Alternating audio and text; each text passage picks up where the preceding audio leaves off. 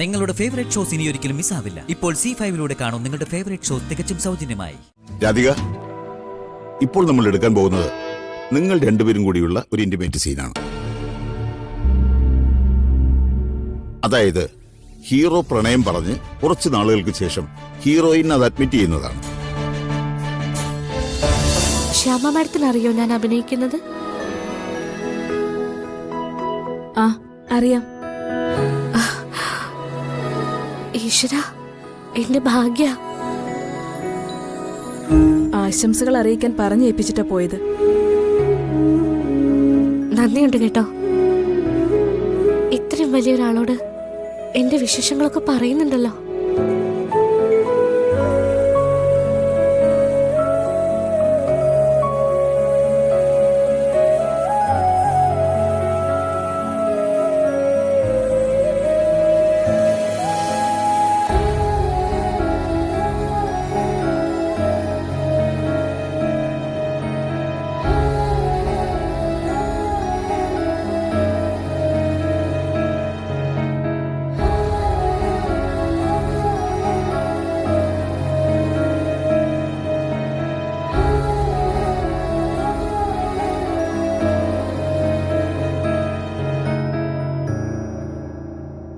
പോയിട്ട് വാ മോളെ. ദൈവം നിന്റെ കൂടെയുണ്ട്, നിന്റെ അമ്മയും.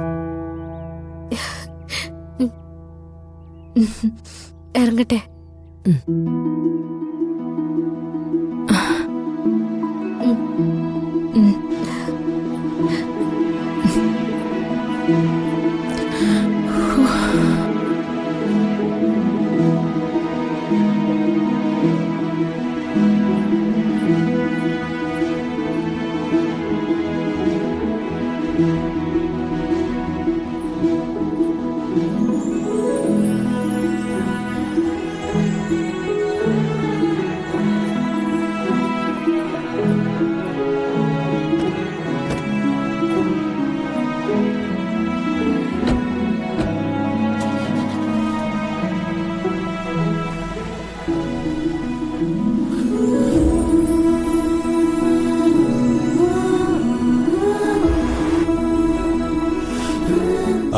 പൂജയ്ക്ക് വന്ന നായകനെ സിനിമയിൽ നിന്ന് മാറ്റിയ വിവരം അറിഞ്ഞില്ലേ?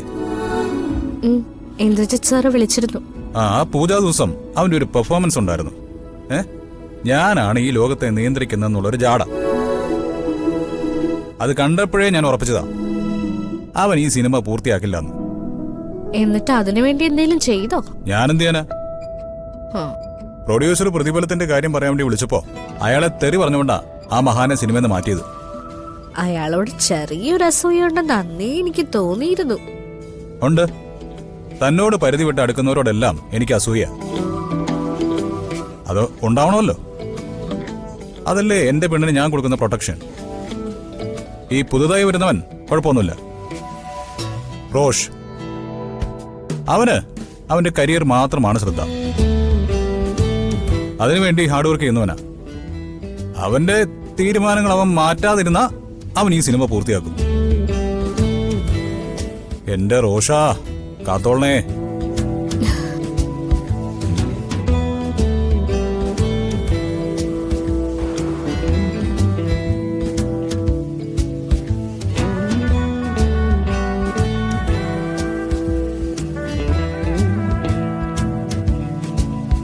രാധിക, ഇപ്പോൾ നമ്മൾ എടുക്കാൻ പോകുന്നത് നിങ്ങൾ രണ്ടുപേരും കൂടിയുള്ള ഒരു ഇന്റിമേറ്റ് സീനാണ്.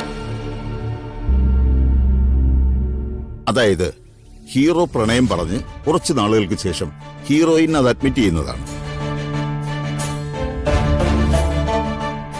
അതിനുശേഷം നിങ്ങൾ പരസ്പരം ഇടപഴകുന്നതും നിങ്ങളുടെ പ്രണയം അതിതീവ്രമാകുന്നതുമാണ് ഈ സീൻ കൊണ്ട് ഉദ്ദേശിക്കുന്നത്. രാധികയ്ക്ക് പ്രോബ്ലം ഒന്നുമില്ലല്ലോ? ഇല്ല സർ,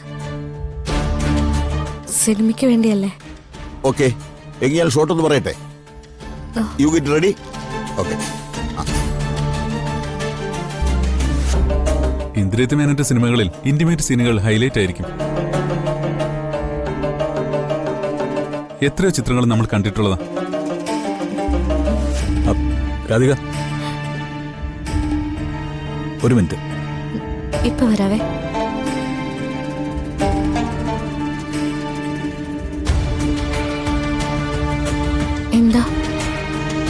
ഈ ഇന്റിമേറ്റ് സീൻ എന്ന് വെച്ചാൽ എന്താണെന്നറിയോ തനിക്ക്? അതിന്റെ അർത്ഥം അറിയോ? എന്നോട് ഡയറക്ടർ പറഞ്ഞല്ലേ.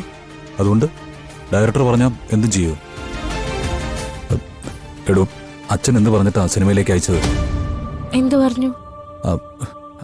അച്ഛൻ പറഞ്ഞത് തൊട്ടും പിടിച്ചുള്ള അഭിനയമൊന്നും വേണ്ടെന്നല്ലേ?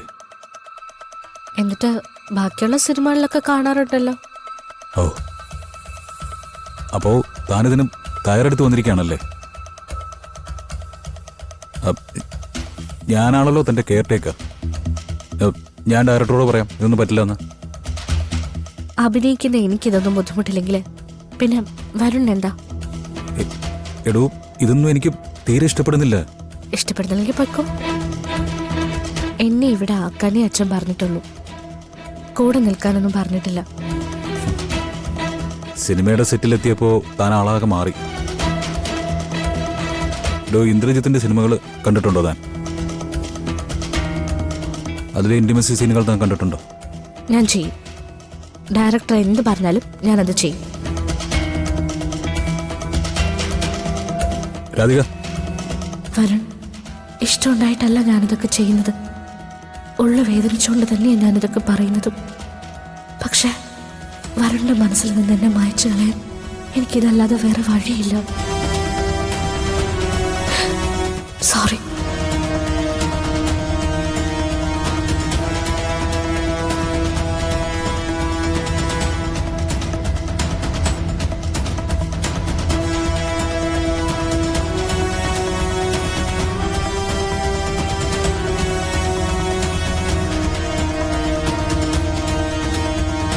റെഡി?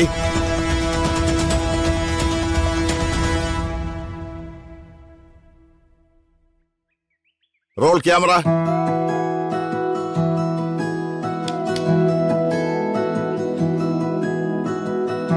ആക്ഷൻ.